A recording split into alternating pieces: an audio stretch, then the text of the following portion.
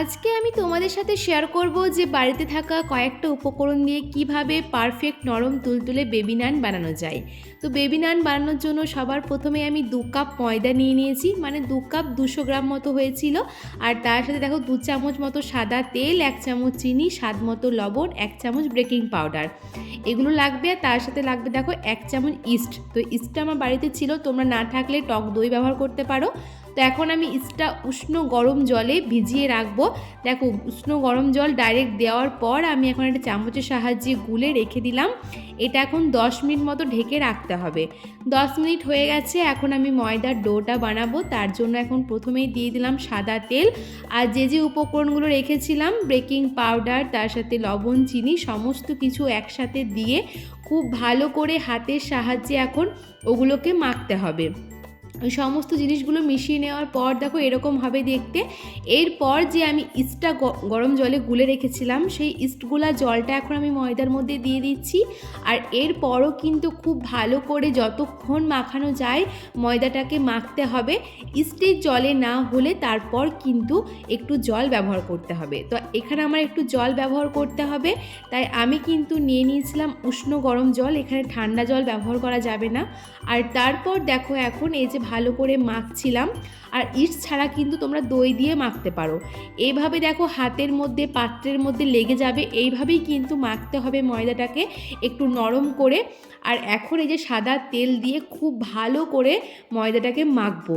যতটা সুন্দর করে ধৈর্য ধরে ময়দাটাকে মাখা যাবে তত সুন্দর কিন্তু নানগুলো খেতে হবে। দেখো আমি বেশ ভালো করে এখন ময়দাটাকে মেখে নিয়েছি। আর তারপরেও আমি হাতে একটু সাদা তেল নিয়ে এটাকে ভালো করে লাগিয়ে ঢাকা চাপা দিয়ে রেখে দেবো কিন্তু 2 ঘন্টার জন্য। হাতে তোমরা টাইম নিয়েই বানাবে, 2 ঘন্টা রেস্টে রাখাটা দরকার আছে। তারপর দেখো এই যে ঢেকে রেখে দিলাম। চলো 2 ঘন্টা পর আবারও ফিরে আসছি। 2 hours later.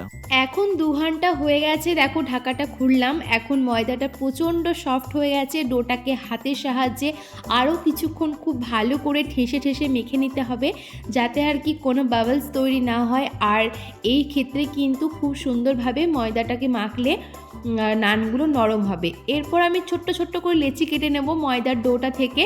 তোমরা তোমাদের মানে যতটা পছন্দ সেরকম সাইজের আর কি ডোটা থেকে লেচি কাটবে।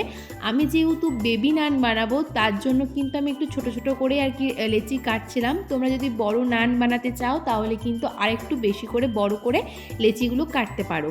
তো 2 কাপ ময়দা থেকে আমি লেচি কেটেছিলাম, আমার মোট হয়েছিল 10টা। বললামই তো এটা নিজের আর কি যেমন পছন্দ অনুযায়ী সেরকম সাইজ বা শেপ দেওয়া যাবে। দেখো এখন আমি এই যে ডোটা থেকে একটা একটা করে সমস্ত কিছু কিন্তু আমি ভালো করে লেচিগুলোকে গোল করে নিচ্ছি হাতের সাহায্যে। তো এভাবে তো সবাই পারবে। তো দেখো খুবই ইজি কিন্তু। এখন আমি বেলে নেব, তোমাদেরকে দেখাচ্ছি। খুব সামান্য একটু তেল দিয়ে বেলতে হবে, এমনকি তোমরা তেল ছাড়াও কিন্তু বেলতে পারো। তো আমি দেখো বেলে নিচ্ছিলাম। আর নান যেহেতু একটু মোটা হয়, খুব পাতলা কিন্তু বেললে হবে না। আমি একটু চেপে চেপে বেলছিলাম ঠিকই, যাতে সাইডগুলো মোটা না থাকে, কিন্তু ময়দা তো একটু পরে ছোট হয়ে যাচ্ছিল। দেখো এরকম মোটা সাইজ করে আর কি বেলে নিয়েছিলাম। আর কড়াইতে আমি সাদা তেল আর কি গরম করতে দিয়েছিলাম। আর তেলটা কিন্তু খুব বেশি গরম করলে হবে না, হালকা মিডিয়াম, মানে ফ্লেমের লোটা কিন্তু মানে মিডিয়াম থেকে লোয়ের মধ্যেই থাকবে। নান কিন্তু খুব বেশি আঁচে ভাজা যায় না, তাহলে কিন্তু ভেতরটা কাঁচা থেকে যায়, উপরটা কিন্তু কুক হয়ে যায়। তো সেজন্য আর কি খুবই হালকা আঁচে ধৈর্য ধরে ভাজতে হবে। আর নান যেহেতু খুবই কড়াভাবে ভাজা যাবে না, একটু সাদা থাকবে, সে কারণে কিন্তু হালকা আঁচে ভাজাটাই ভালো। দেখো আমার নানটা কত সুন্দর আর কি ফুলে উঠেছে। একেবারে গরম তেলে দেওয়ার পর হালকা হালকা করে আমি কিন্তু 4 থেকে 5 মিনিট ধরে একটু ধৈর্য ধরে কিন্তু নানগুলোকে ভেজেছিলাম। তো আমার সুন্দর মতো কিন্তু নানগুলো দেখো ভাজা হয়ে গেছে, একটা তো কমপ্লিট হয়ে গেল।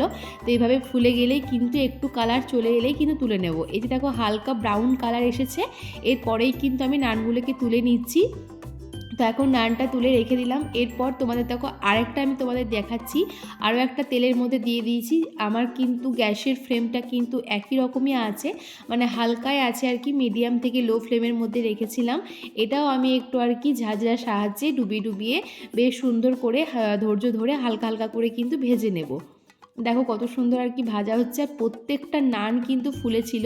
কারণ কি নান ফোলার বা নরম হওয়ার তার মেন হচ্ছে আর কি নানটা কীভাবে তোমরা মাখছো আর কিভাবে কি পরিমাণে জিনিসগুলো দিচ্ছ, সেটাই হচ্ছে ঠিকঠাক। 2 কাপ ময়দার জন্য আমি যে পরিমাণের জিনিস ব্যবহার করেছি তোমরাও ঠিক সেভাবেই করবে, বাড়িতে কিন্তু পারফেক্ট নান তৈরি হয়ে যাবে।